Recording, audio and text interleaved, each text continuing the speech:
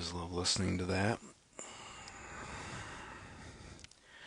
So, good morning, good afternoon, and good evening.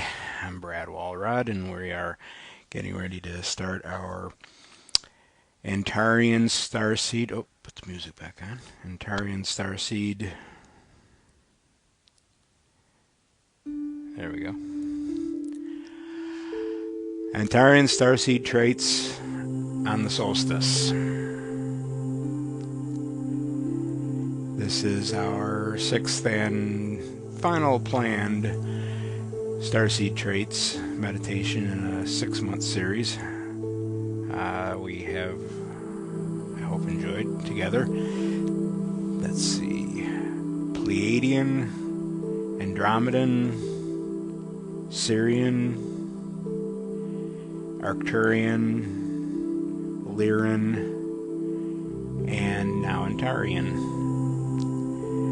And for each of them, we went through a series of traits. I believe if you attended any before or all before, you may have recognized particular traits, ones that resonated with you, one that you could use in your practice and in your daily life. And you may not have resonated with all of them. But as a starseed, that is someone who up to now was born off planet, off world, and is now an earthling, specifically born here to help to progress humanity and Gaia into ascension. You may have come from you may have had other lives in a number of different places, so you might have found you had certain traits that you resonated with Arcturian and others with Lyran, but you didn't necessarily resonate with all the traits on a particular race. And that could be because of multiple births on multiple planets or star systems, or could be your own free will, and that you've chosen to concentrate on certain traits in this lifetime, and these are the ones you feel strongest with, and others you've set aside or not concentrating on quite so much. Forerunner is the other type of person who is assisting our ascension. They're not necessarily someone who's been born off-world, but they have a similar path and as the starseed, and that we're all, forerunners and starseeds are both helping to advance as needed, as asked for, as requested. And then another term we sometimes hear is wayshower. And a wayshower, I think, could be either one, starseed or front runner, but it is showing the way forward. You know it if you feel the calling, and it takes different forms. It could be, leading a meditation. It could be sharing health information that will help raise folks' vibration and clean out their bodies, which leaves more room in their spiritual path for growth. It could be inspiring memes. It could be informing people of various things, working towards social justice. I mean, it can have any itchy nose. It can have take many forms, and that's the great thing. We get to choose what we want to concentrate on and how we want to focus on stuff. Speaking of focusing,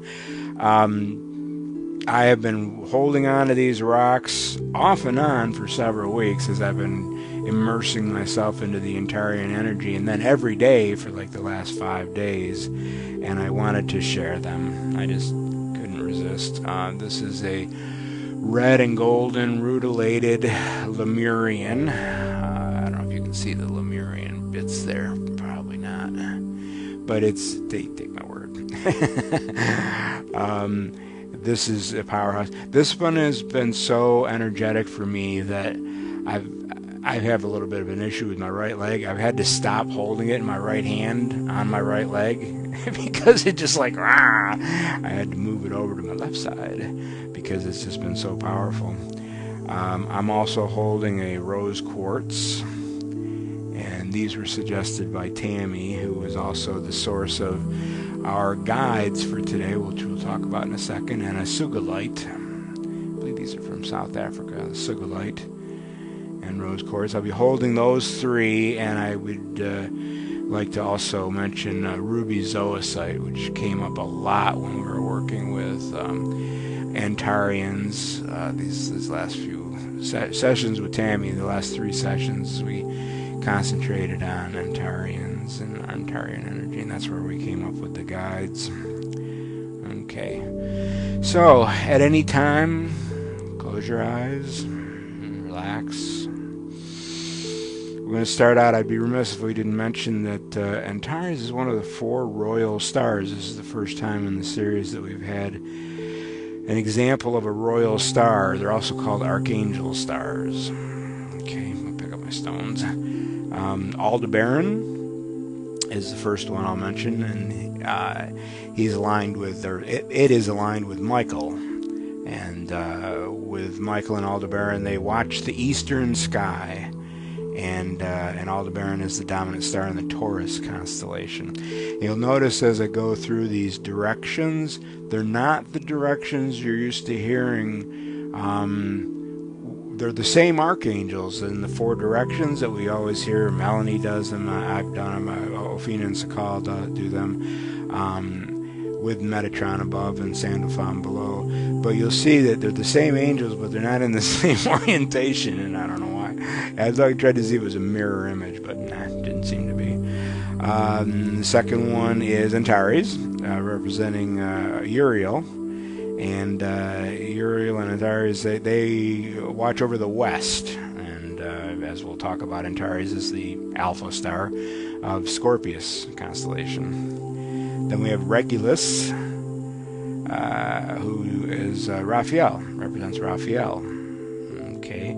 And Regulus and Raphael watch over the north. Regulus is the dominant star in Leo constellation. And finally we have Fomalhaut, which is Gabriel. And they are watching the southern sky as the brightest star in Pisces Austrinus, which is not the same as Pisces, which is a 2 fishies constellation. Pisces Austrinus is a southern celestial hemisphere constellation. So I thought that was interesting. If you look at the graphic in the group, or if you just search on 4 royal stars, you'll see how they're placed pretty much equidistant from each other in the celestial sphere, and you'll see why they are considered guardians of the different directions. So that was pretty cool that we latched onto a royal star this time. As mentioned, Antares is the brightest star in Scorpio, and it's fiery red and some emerald green, apparently. And the red was kind of an interesting find when I started doing the research after I picked the cover pick for the group this month, the event graphic, and the YouTube thumbnail. They're all the same beautiful painting, encaustic painting by Kathie Bróòker down in Tanzania, if I've never mentioned that. Because it's just like the fiery red is just a perfect example. It's a perfect example of Antares that we've been enjoying all month long here. It's a red supergiant, but it's actually not alone. It's a binary star with a smaller, fainter star that we never discovered until telescopes. You could see Antares with your eyes, but you had to use a telescope to see the binary pairing. And Antares is a stargate. In fact, it's the primary first main stargate for the Milky Way galaxy, and it was created, they say, when the Milky Way broke away from Andromedan galaxy, which I never knew that they were one and now they broke away. But Antares is a stargate that would would lead Andromedans and others, Arcturians also, through the Antarean Stargate to the Milky Way galaxy. And the Antarean Stargate is also it's a major one. It goes to all kinds of different galaxies and universes too. So it's very. If you've been feeling the energy as we've been leading up to this, I know I have, but then again, I've been doing a deep dive, and I hope if nothing else, I can share that with you today in the energy. So if you've been feeling that, that might be one of the reasons. This is a powerful race, a powerful Stargate, powerful star in a constellation. Yeah. Okay. As we begin our discussion of the Antarean Starseed traits, and we'll then segue into sharing this music without my talking for a while. And I want you to, encourage you to call on and feel into a couple of my Antarian guides. These are the ones Tammy introduced me to. I included their names in the description of this when I went live. I don't know if you can see that conveniently where you're at. Don't worry if it's not convenient, but it will give you a chance to see how the spelling is. I'll pronounce them a few times, and don't worry about it. Just feeling the energy is the important part. And their names are Marari, who's a female Antarian, and Peteth, a male. Concentrate on the energies of Marari and Peteth. They say there are no more three-dimensional physical Antarians anymore. They've all risen up to higher dimensions, although still available energetically, spiritually, to help us if asked. Just say Marari, Peteth, if you want. As you invite them in, they've already expressed interest in helping, but you have to ask. That's the way it works. Okay, definitely want to feel their energies exuding, engulfing, lifting, advancing us in our ascension paths. Okay, now definitely this will be a good time to close your eyes as we start discussing the actual Antarean Starseed traits. Okay?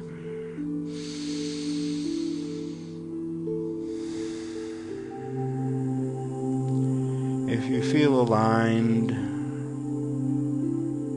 with Antarian traits, you might find yourself to be highly sensitive.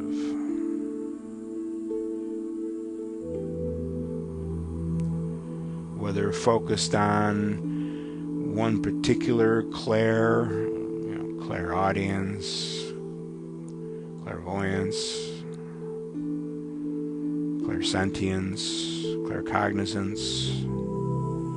There are quite a few more, one having to do with sense of smell. Or you might find that you dive into multiple clairsenses.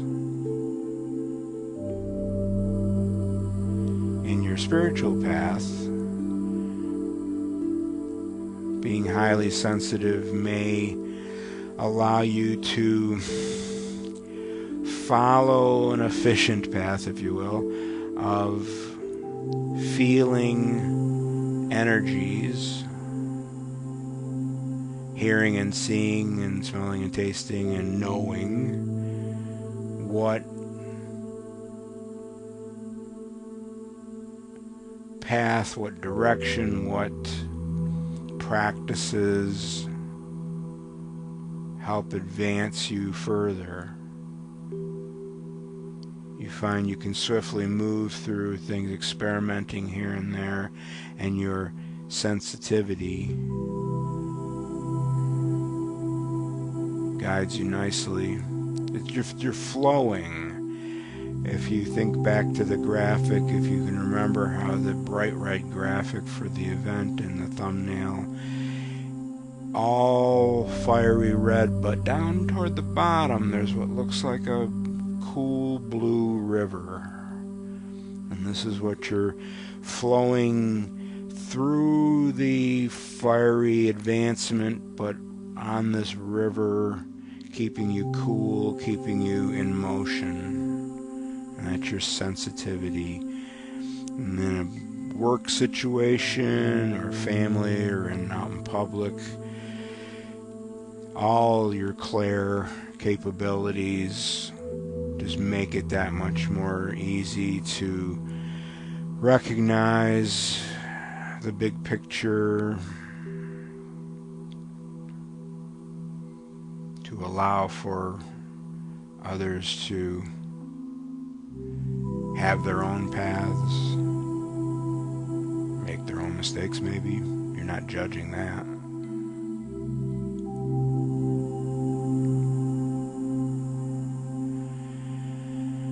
You also may realize that you have high intellect, you're highly intellectual. In Sanskrit, a spiritual path that leans toward intellectualism is called Jnani, J-N-A-N-I, Jnani. You might study as part of your spiritual path the Bhagavad Gita or the Upanishads. You might read Seth material. I had a fourth example. I don't remember it now. You may dive into reading and watching videos and exploring, liking to think things through. But as an Antarean Starseed, you're not exclusive to that. And again, you would, of course, use these same, in your work. You'd be the one who actually reads the manual and then can help guide others. You'll understand abstract concepts. You'll be able to read something and picture it, or even, shapes. Be able to build shapes in your head and assist others that, their strengths are somewhere else, lie somewhere else. You're also highly empathic, so that Jnani, that high intellectualism, isn't overwhelming the rest of your experience. And that empathic is called bhakti in Sanskrit. Your open heart. You just can feel everything. And that empathy, similar to the sensitivity, will help you progress further and farther in your practice. You'll be more understanding in the outside world around others. But as an Antarian, you're doing both the Jnani and the Bhakti, both the intellect and the empathy. For many years, when I was in the ashram in India, I thought that I was strictly a Jnani because I was able to be around the gurus and be a security guard or whatever, and it just, I didn't melt into the pavement like so many others around me. But in retrospect, I realized my heart was open. I progressed quite a bit living there. I had the ability to balance the Jnani and the Bhakti, the intellect and the empathy. And it's really great. It's like the best of both worlds.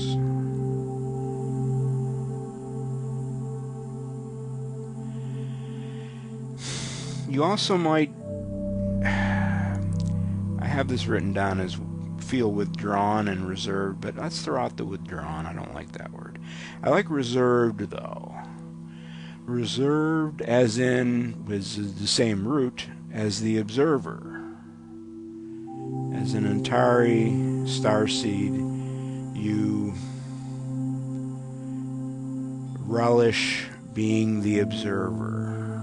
You benefit, you learn by observing in your own path, certainly.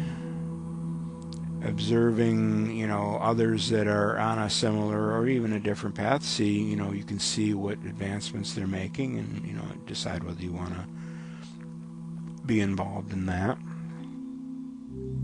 At work, again, observing, able to see the big picture, see what's going on all around you,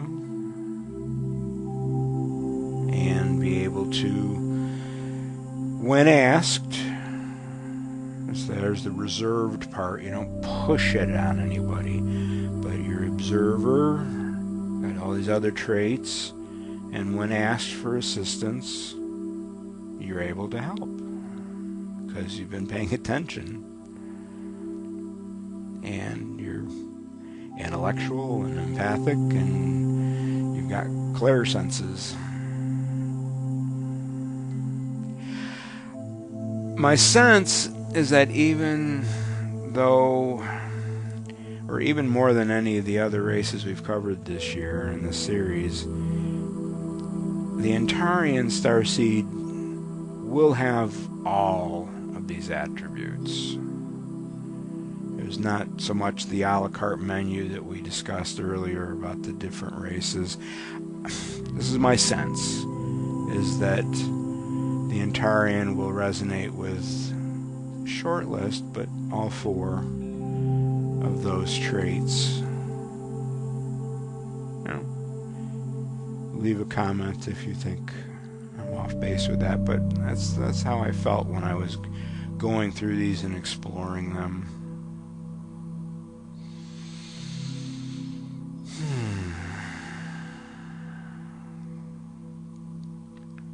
Now I invite you again to welcome Marari and Pateth.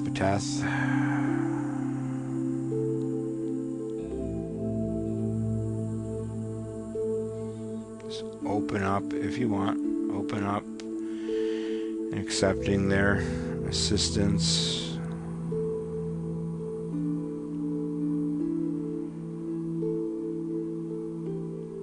Don't worry if you don't remember their names well enough to repeat them. It's more important to continue carrying the feeling of their combined energies throughout the rest of this meditation. So I'm going to say their names just a couple more times. Make sure your eyes are closed. Maybe you're holding some stones. You're celebrating the solstice with your friends here all over the world, whether live or later. And your friends include actual Antarian guides, Marari, Pateth, Marari, Pateth, Marari, Pateth. Enjoy.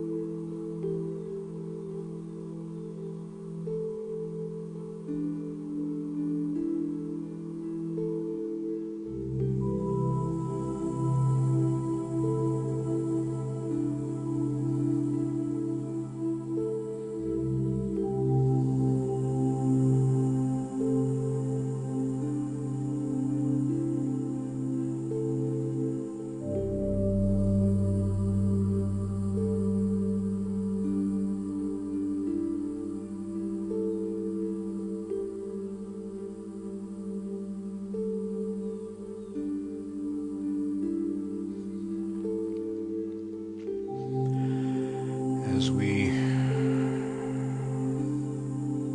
find ourselves refocusing on our physical bodies, I want to express my gratitude, my thanks to all who attended any or all of the meditations in this series, and encourage you to thank yourselves, to feel that gratitude for what you've made time for, allowed yourself to experience.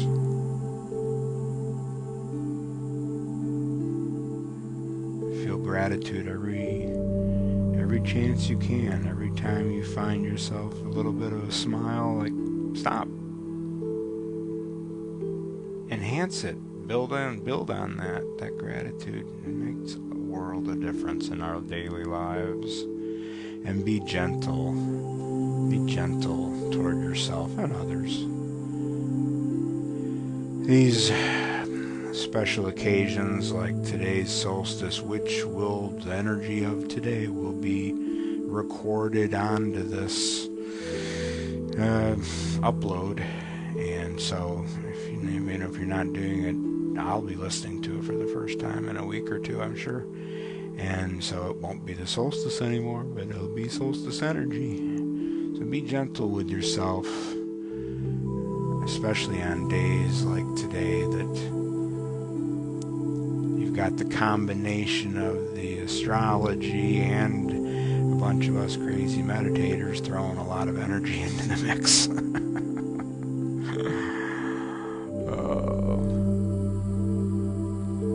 So, I guess I have to open my eyes now, huh? I hope folks enjoyed this series. A reminder that we had a 12 meditation series last year. It's also a playlist up on YouTube and available in the Become What You Believe group on Facebook, of course, where we always record these live. But last year's was Archangels with guest channelers every month. So that would be one well worth checking out if you haven't, or even if you have done all of this year's Starseed ones. If you enjoyed today, maybe go back and look for that playlist or the individual. There's like the last 6 uploads, pretty basically. Use these as part of your practice if you're called to, and then look for the results. I had a very intense day yesterday, and I wondered how much the solstice had to do with it. And the only reason I mention it, and I'm not going to get into any details, but there was physical stuff involved. The only reason I mention it is because Alana was, talking to me while, before and after the worst of it, and being her usual compassionate self, and I said, you know what, I'm okay. It's like, and I thought about this morning, and it was like, that was pretty intense, but I was okay, and that was a reflection on the practice. You can go through, you can have a purge, and it's like, okay, it's done. I benefited from that, and now I'm clearer, and I'm okay. So watch for those I'm okay moments. They're really special. Okay. So, with all my love, always, namaste.